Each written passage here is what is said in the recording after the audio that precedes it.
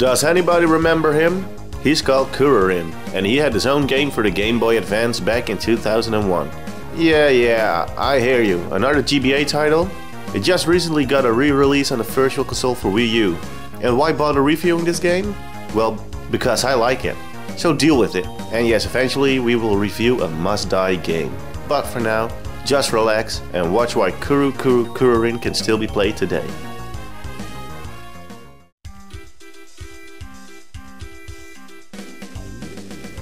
Kururin finds out that one day his family is missing. His brothers and sisters were out on a walk with their mom and decided to turn around and be like, meh, mom can walk on her own. So like the total control freaks Kururin mom appears to be, she runs to her hero and puts him to the task to fly the Hellerin and locate the missing siblings. Two things I don't understand. 1. How dumb is the mother? And 2. When I show you the gameplay, you're also going to think that walking would be a way better solution to find a missing person, instead of a helicopter thingy that's way too big, hovers over land anyway, and need to be guided through narrow paths. And they're birds, for God's sake. Well, better believe in the gameplay then, because if everything will work out as I explain, then there wouldn't be any game, right?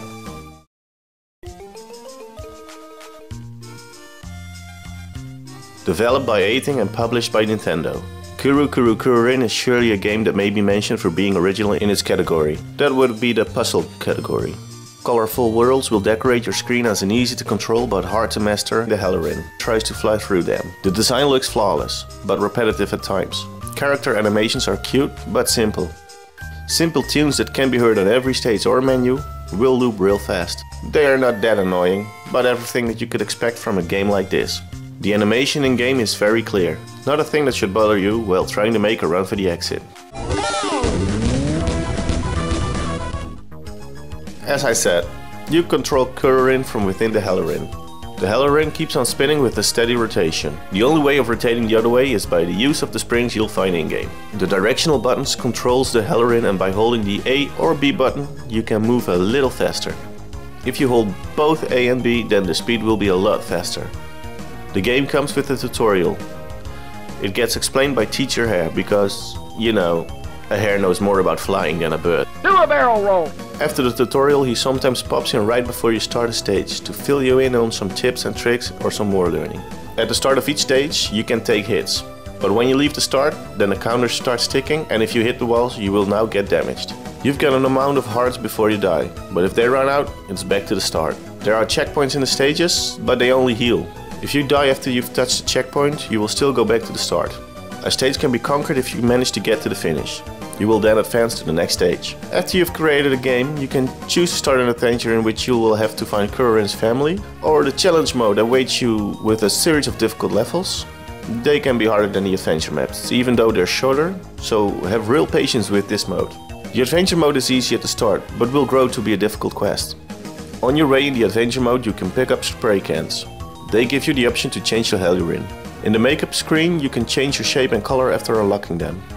Another pickup are your brothers and sisters. At every third stage they can be collected and be guided to the finish. This will rescue them in some way I don't understand. If they are rescued, even they can be added as an accessory on the makeup screen. The Adventures mode stages are divided into different themed worlds, and a world map between stages lets you show you how far you've gotten. You can earn a star on each stage if you complete it without a scratch. You can even try to beat the game's time trials, but they are a bit tricky and sometimes almost impossible. But this game does offer a great experience. It's simple, yet addicting. It's the perfect game to play on your GBA when you're traveling. But being it that it's now released on Wii U, makes it hard to take it too far from home. If you're into this kind of tricky games, then I recommend it highly. If you're not that kind of type, well, I hope you got some good laughs out of this episode. So in my opinion, this game gets a 7 on the meter, and given that it becomes a must-try. Thanks for watching this episode on Kuru Kuru Kururin. There, now I don't have to say it anymore. Please be sure that you've clicked the like on this video, subscribe to our channel if you please, and the Facebook link can be found in the description. Do you guys even know a wackier game title? Please leave that in the comments, and if possible we're going to review the best answer. By clicking the logo you will get redirected to the video section. If you're too lazy to go there, then maybe you can click on the last video and then the last upload will magically appear on your screen. For this time's top pick, I chose a review of Super Smash Bros. Melee. Let's see if we can get a bit more views and likes on that. For now, I hope to see you at our next video, and I also hope that you will stick with us. This was Geoff. Thanks for the view and have a nice day.